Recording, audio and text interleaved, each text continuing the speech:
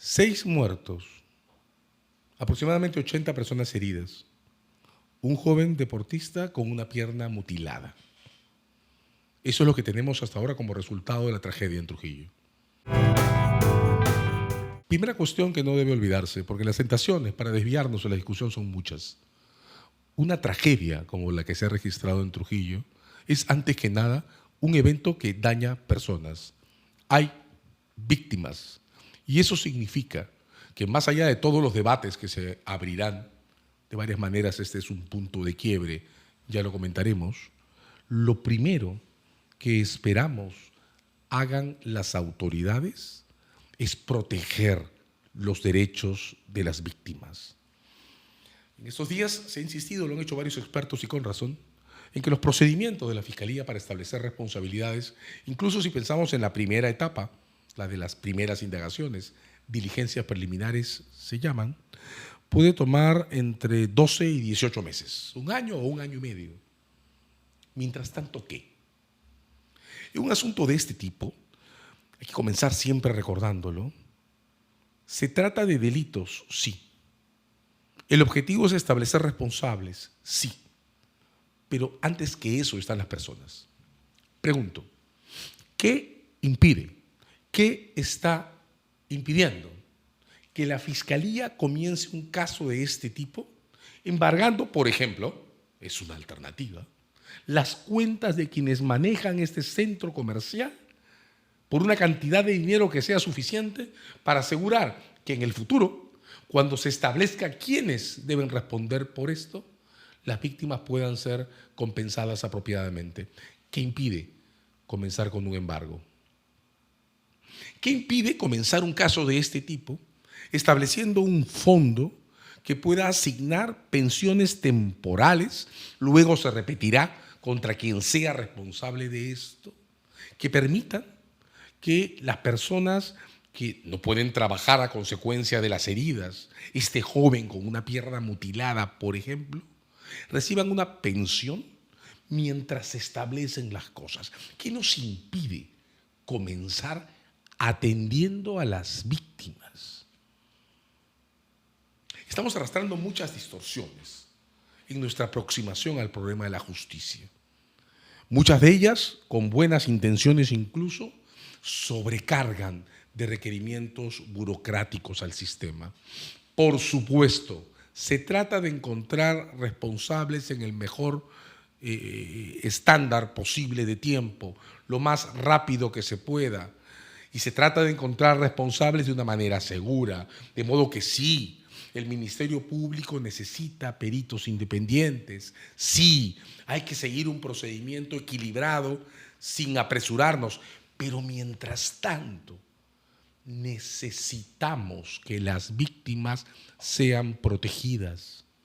De varias maneras, este caso, la tragedia de Trujillo, puede marcar un punto de quiebre entre nuestra forma de observar la justicia y el modo en que el sistema se para frente a las personas.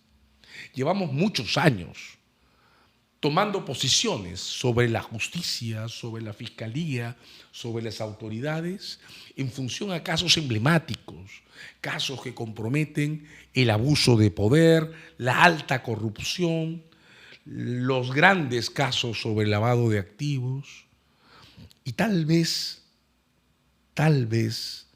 nos hemos venido olvidando progresivamente que la justicia es, antes que nada, una cuestión que afecta a personas, una cuestión que debe estar atenta al padecimiento de víctimas. Solemos hacerlas invisibles. Pregunto, ¿quién ha publicado una lista que tenga los nombres completos de las 6 personas que han muerto? ¿Dónde están las historias de vida de los afectados por esta tragedia? ¿Sabemos quiénes son? He visto esta mañana, por ejemplo, un testimonio publicado en redes sociales por un padre de familia que vio el momento en que el techo se desmoronaba sobre su familia que comía en ese patio central. Si él no publica ese testimonio, ¿quién lo hace? Ante una tragedia de este tipo, debemos plantearnos una pregunta. ¿Para qué queremos el sistema? ¿Para discutir competencias y grandes casos? ¿O lo queremos para que reaccione frente a lo que los ciudadanos y ciudadanas necesitan? Si es esto segundo, entonces la prioridad deben ser las víctimas. También para la Fiscalía. Está claro que la Fiscalía tiene una labor muy importante en la persecución del delito y el establecimiento de las diferencias entre culpables e inocentes. Está claro que en un caso de este tipo, la discusión sobre si la tragedia ha sido producto de un descuido de tal dimensión que merece ser castigado como un comportamiento deliberado o doloso, o un descuido aberrante que debe ser tratado con reglas vinculadas a los accidentes y las negligencias. Esa discusión es muy compleja, puede tomar tiempo, verificaciones. La gran pregunta es, ¿alguien le advirtió a quienes manejaban este centro comercial lo que podía pasar y aún a pesar de eso siguieron abriendo al público en esas condiciones? Esa es la llave para establecer el problema de las responsabilidades penales. Pero mientras tanto están las víctimas y las estamos haciendo invisibles. Repito la pregunta, ¿qué nos impide comenzar un caso de este tipo con una fiscalía que pide embargos sobre las cuentas o los flujos de caja de quienes manejan un negocio como este en la medida que sea necesaria para asegurarse que en su día las víctimas cuenten con una reparación y puedan esperar en la medida que sea esto admisible, con relativa tranquilidad, el final de todos los procedimientos formales? ¿Qué impide que el Estado organice un fondo que permita asegurarles una pensión temporal a quienes han sufrido las consecuencias de este evento? ¿Qué lo impide? Un experto promedio puede confundirse, puede responder a esta pregunta diciendo que no, lo que pasa es que el procedimiento penal comienza con una etapa que se llama investigación preliminar y durante ella todavía es necesario confirmar que, señores, hay 6 muertos. ¿Cuánta información necesitamos para confirmar que 6 personas han muerto? ¿Cuánta información necesitamos para confirmar que un joven sufrió la mutilación de su pierna y en consecuencia, siendo deportista, ha frustrado su proyecto de vida? ¿Cuánta información necesitamos recopilar para saber cuántos heridos hay en realidad? ¿Y cuántas horas toma calcular cuál debería ser el monto que es preciso asegurar para tener claro que al final de todos estos procedimientos podrá haber una indemnización? Comenzar con las víctimas lo que requiere es un giro dramático en nuestra concepción de lo que es la justicia. Las víctimas deben ir antes que los culpables. De eso se trata. ¿Realmente es tan difícil entenderlo? Los procedimientos para este tipo de asuntos comienzan con una etapa que se llama de diligencias preliminares, que la Corte Suprema ya dijo debe tomar el menor tiempo posible y debe ser utilizada para cosas muy elementales. Es verdad, lo han dicho todos los expertos que han comentado esto en estos días, que el procedimiento completo de diligencias preliminares, que fue pensado originalmente para periodos muy cortos, 60 días, si cabe, se ha estirado horriblemente y en promedio ahora el procedimiento es tan largo que ya no le decimos diligencias preliminares, le decimos investigación preliminar y toma 12 meses o 18. Y se ha vuelto tan tedioso que el Congreso ha decidido declarar que le corresponde desarrollarlo a la policía, no a un fiscal. Hay un caso en el Tribunal Constitucional actualmente discutiendo si eso está conforme a la Constitución o no. Bueno, querían darle el procedimiento de investigación a la policía. ¿Qué puede hacer la policía con 6 muertos, 80 heridos y una persona mutilada? No para recoger papeles, sino para asegurar que en el momento en que el procedimiento termine van a poder contar con una reparación. Para esto le quieren dar las diligencias preliminares a la policía. En un país en el que la mayor tasa de defunciones se registra por accidentes de tránsito, va a ser la policía la que maneje las diligencias preliminares.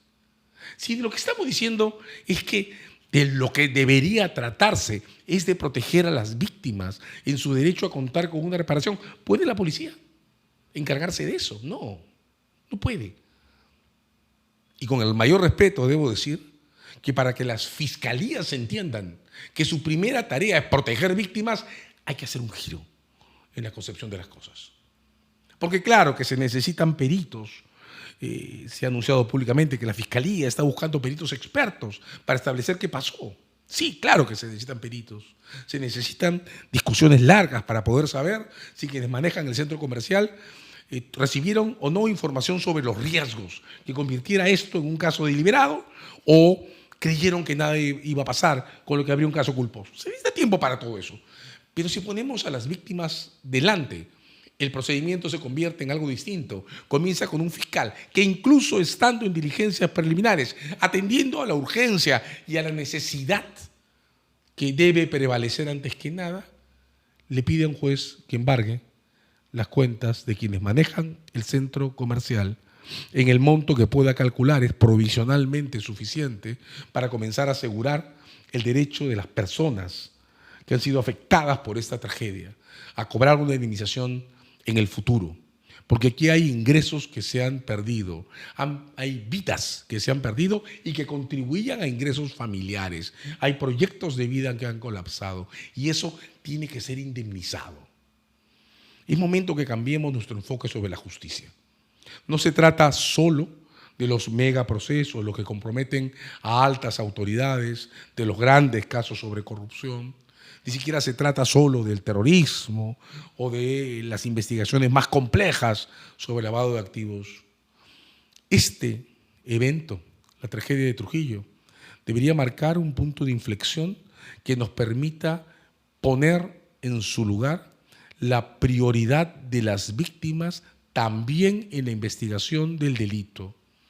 Es tiempo que notemos que en todo lo que se refiere a la justicia penal hay dos grandes grupos de casos.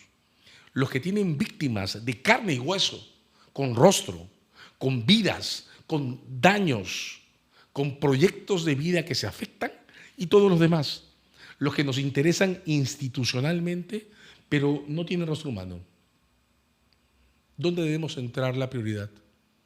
Porque la Constitución dice que el Estado se organiza en función a la dignidad y el respeto a la persona humana. ¿No deberían ser entonces las víctimas la primera prioridad?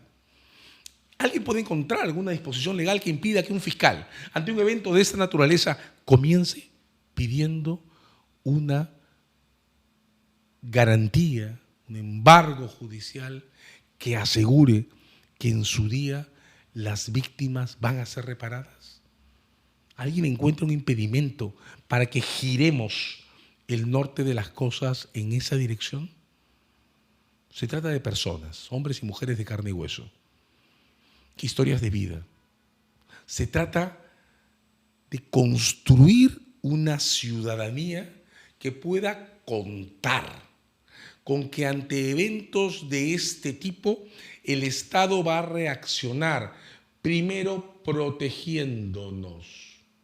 Se trata de levantar la protección como misión y objetivo principal de todo el comportamiento público, también de la justicia penal. Necesitamos expertos, eso es verdad, y la Fiscalía está, hasta donde entiendo, concentrada en conseguir que expertos independientes puedan mirar la historia de esta edificación en su estructura física, en sus procedimientos de conservación, mantenimiento, en sus protocolos de seguridad. Quizás estamos olvidando que existe una cláusula en el código que regula estos asuntos que le permite a la Fiscalía contar con la cooperación de la sociedad civil en temas de ese tipo. Es muy difícil convocar a las universidades, a las facultades de ingeniería, a las escuelas de seguridad industrial, a las facultades de ingeniería industrial. Es muy difícil que las universidades aporten su expertise para revisar con independencia planos, procedimientos, protocolos, situaciones físicas. ¿No es este un momento en el que la universidad peruana debería reaccionar alineándose en un esfuerzo por facilitar las condiciones en que se investigan estos asuntos? Tengamos mucho cuidado con esta enorme trampa burocrática. No estamos considerando el modo en que el tiempo opera sobre los procedimientos formales, lo de la Fiscalía y el Judicial, vinculados a la justicia. Estamos pensando en expedientes, en sentencias, en decisiones finales y no en las víctimas. No en dar al sistema un giro que permita que quienes sufren consecuencias por un delito sean tratados de una manera particular en su condición como afectados, en un espacios diferenciados a los que corresponden a todos esos otros casos que no tienen víctimas. Durante todos estos años, durante todo el ciclo que comienza con el año 2000, hemos concentrado nuestra aproximación a la ética pública a partir de la idea del delito. No es necesariamente bueno que nuestra historia se haya impregnado de la forma en que se ha impregnado de discusiones sobre responsabilidad penal. Pero esto ya ocurrió. De lo que se trata ahora es de dar un giro, porque la tragedia de Trujillo debe además dejarnos algo aprendido. Y eso algo aprendido es que la justicia no funciona si demora demasiado. Y en materias como esta, donde hay afectados de por medio, la justicia no se expresa solo en la disposición de las autoridades para establecer en el futuro quiénes deben ser condenados o no. La justicia se expresa antes que nada en su capacidad para asegurar que las víctimas van a poder ser compensadas. No entendimos esto cuando ocurrió la tragedia ecológica de Repsol. No lo entendimos. ¿Lo vamos a entender ahora? Esta es una tragedia, es una situación horrenda en la que hay personas que han muerto, muchísimas personas heridas, un colectivo entero que gira hacia desconfiar en un espacio de uso público administrado por empresas privadas. Eso es muy duro. Las secuelas están explotando. Tenemos ahora una corrida de procedimientos para cerrar, clausurar o inhabilitar temporalmente centros comerciales. Espacios que, repito, aunque sean privados en su conformación, son de uso público y dicen algo sobre el modo en que se organizan las ciudades. Ahora estamos en una reacción muy dura, clausurando y cerrando espacios. Totalmente explicable. Será temporal, pero es explicable. ¿Cómo vamos a salir de lo que representa este momento si no utilizamos lo que significa para poner en el lugar que le corresponde a quienes han muerto? A este joven que tiene una pierna mutilada, a las personas que han resultado heridas. ¿Cómo sumamos institucionalmente a partir de esta tragedia, si no es a partir de fiscalías que le den un giro dramático a su enfoque de las cosas y comiencen no solo preguntándose por culpables e inocentes, sino además por la forma en que los daños que se producen en nuestra sociedad puedan ser reparados oportunamente? Esta es una tragedia, pero también es un momento que debería ayudarnos a cambiar nuestro enfoque sobre las cosas. Pensar en las víctimas, trabajar para las víctimas, concentrarnos en ellas. De eso se trata.